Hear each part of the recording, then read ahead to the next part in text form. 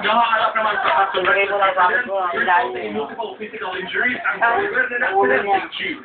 Reynolds Aliada, patrol ng Pilipino, Cebu.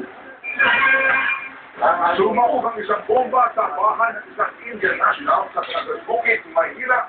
Dahil ng madaling araw, nakapag mismo ang aktual at pagsabog sa CCTV cameras. Exclusive para sa mga. Tuwa sa harap ng bahay ng Indian National Yung pula. Nag-party daw pumunta malapit sa bahay.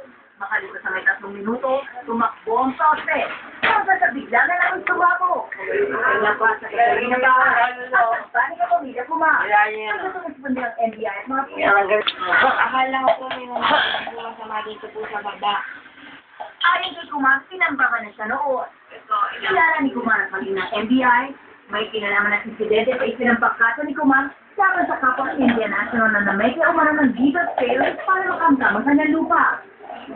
Yung suspect dito, yun din yung suspect niya doon sa sinampa niyang kaso previously na falsification of public documents. Sa initial na investigation ng mga otoridad, target ng mga suspect ang second floor kung saan natutulog ang mga biktima. Pero dito nga sa may bakuran bumagsak ang bomba, kung saan makikita nga ninyo basag-basag na mga paso at bumigay na nga itong ilaw dito. Pero maswerteng walang nasugatan. Nakikipag-ugnayan na si Kumar sa PNP at NCR para sa kanilang kaligtasan.